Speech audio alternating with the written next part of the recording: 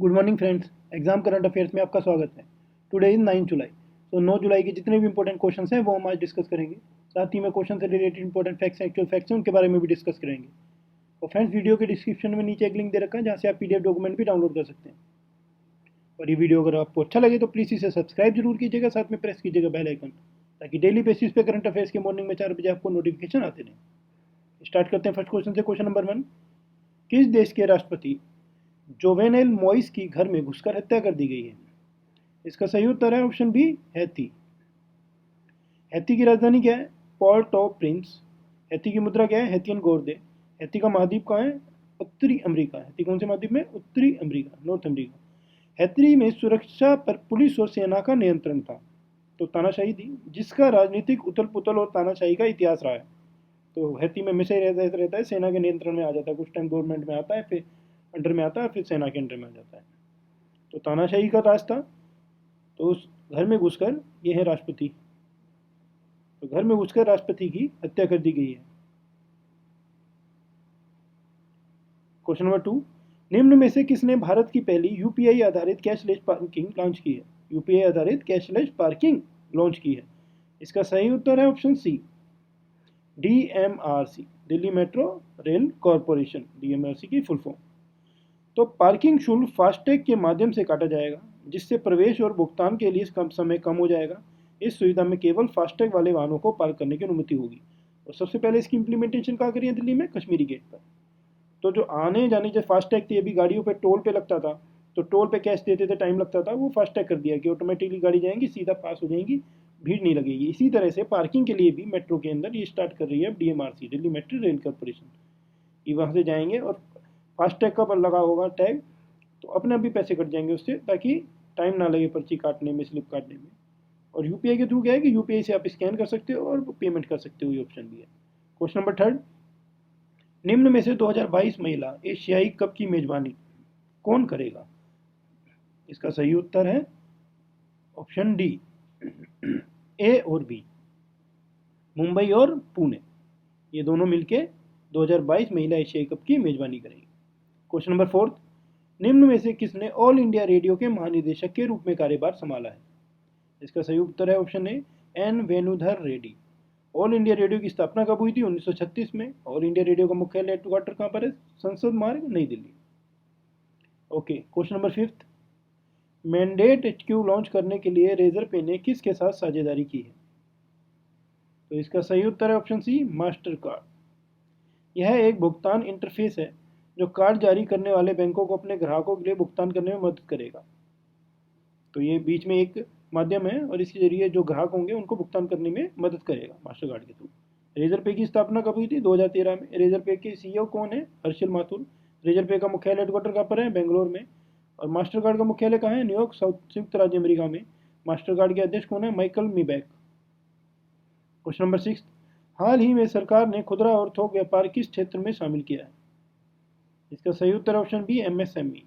MSME की full form क्या है? Micro small and medium enterprises. जो छोटे लघु उद्योग होते हैं, जो छोटे छोटे उद्योग होते हैं जिनका इंडिया की अर्थव्यवस्था में बहुत बड़ा रोल होता है, वो होते हैं एमएसएमई। इसका मतलब यह है कि अब एमएसएमई श्रेणी के तहत व्यवसायों के ये वर्ग प्राथमिकता क्षेत्र ऋण व्यवस्था के तहत ऋण ले सकते हैं। तो इनको, एमएसएमई को ऋण देने का, लोन देने का कम ब्याज दरों पे ये प्रावधान था गवर्नमेंट की तरफ से। तो अब ये भी खुदरा थोक व्यापार जो होंगे वो व्यापारी भी लोन ले सकते हैं एमएसएमई के अंडर में आगे, जिससे कि बेनिफिट होता है, लोन की किस्तें कम होती हैं और काफ़ी फैसिलिटी होती है। क्वेश्चन नंबर 7, भारतीय सेना ने फायरिंग रेंज का नाम किस अभिनेत्री के नाम पर रखा है? इसका सही उत्तर है option D, Vidya Balan. Vidya Balan firing range Jammu Kashmir के बारामूला जिले के गुलमर्ग में स्थित है। यह फैसला भारतीय सिनेमा में उनके योगदान को देखते हुए लिया गया है। क्वेश्चन नंबर 8, वयोवृद्ध कांग्रेस नेता मतलब वेटरन कांग्रेस लीडर वीरभद्र सिंह का 8 जुलाई 2021 को निधन हो गया। उन्होंने 6 बार किस राज्य के मुख्यमंत्री के रूप में कार्य किया था? इसका सही उत्तर है ऑप्शन बी, हिमाचल प्रदेश। वह 87 वर्ष के थे। 9 बार के वो विधायक रह चुके हैं, 5 बार के सदस्य भी रह चुके हैं और मुख्यमंत्री भी वो 6 बार रह चुके हैं। यह है इनकी file photo, Virbhadra Singh. Question number 9, Zomato IPO खुलने की तारीख कब है? इसका सही उत्तर है option D, 14 July. Zomato initial public offering IPO 14 July की बिक्री के लिए खुलेगा और 16 जुलाई 2021 को बंद होगा। जोमेटो IPO का प्राइस बैंड कितना है? 72 से 76 रुपये प्रति शेयर तक। तो IPO क्या होता है कि जब कोई अपनी कंपनी का शेयर बेचना चाहे, कंपनी का एक वैल्यू होती है, उस एक्सेस तक अगर है कंपनी के पास, तो वो गवर्नमेंट की परमिशन लेके अपना IPO खोल सकता है। IPO मतलब अपने कंपनी के शेयर को बेच सकता है और पब्लिक में आके उस शेयर को कोई भी खरीद सकता है। ये होता है IPO। तो काफ़ी कंपनियों ने खोल चुकी हैं, तो जोमेटो IPO लेकर आ रहा है। क्वेश्चन नंबर 10, भारत के नए स्वास्थ्य मंत्री कौन है? इसका सही उत्तर है ऑप्शन सी, मनसुख मंडाविया। तो अभी कैबिनेट में रिशफलिंग हुई है, काफ़ी नेता जो थे वो हटा के डिपार्टमेंट चेंज करे हैं, दूसरी डिपार्टमेंट दी है। तो अभी स्वास्थ्य मंत्री पहले डॉक्टर हर्षवर्धन सिंह थे, अब कर दिए मनसुख मंडाविया। क्वेश्चन नंबर 11, नए नागरिक उड्डयन मंत्री सिविल एविएशन मिनिस्ट्री के रूप में किससे नियुक्त किया गया है? तो इसका सही उत्तर है ऑप्शन बी, ज्योतिराज सिंधिया को, ज्योतिरादित्य सिंधिया। तो ज्योतिरादित्य सिंधिया के जो फादर थे वो PV नरसिम्हा राव की गवर्नमेंट के अंदर उन्हें भी सिविल एविएशन मिनिस्ट्री मिली हुई थी। तो अब ये ज्योतिराज सिंधिया को भी सिविल एविएशन मिनिस्ट्री मिली है।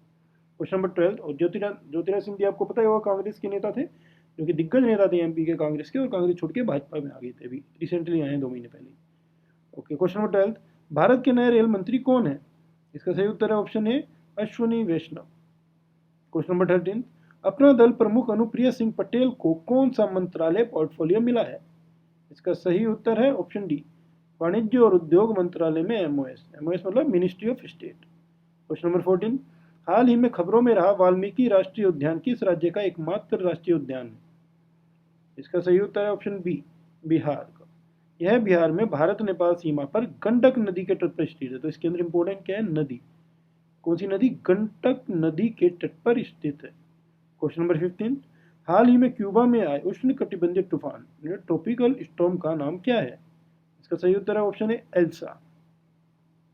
तो फ्रेंड्स, आज के ये 15 क्वेश्चन से जो कि खत्म होते हैं, समाप्त होते हैं। ये वीडियो आपको कैसा लगा? अगर अच्छा लगा हो तो प्लीज़ लाइक जरूर कीजिएगा, कमेंट कीजिएगा और शेयर कीजिएगा अपने फ्रेंड को जो ऑलरेडी गवर्नमेंट एग्जाम की प्रिपरेशन कर रहे हो।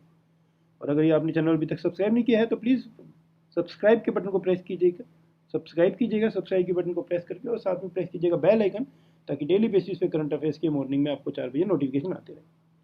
तो कल फिर नए करंट अफेयर्स के अपडेटेड क्वेश्चन के साथ दोबारा मिलेंगे। तब तक के लिए नमस्कार, गुड बाय।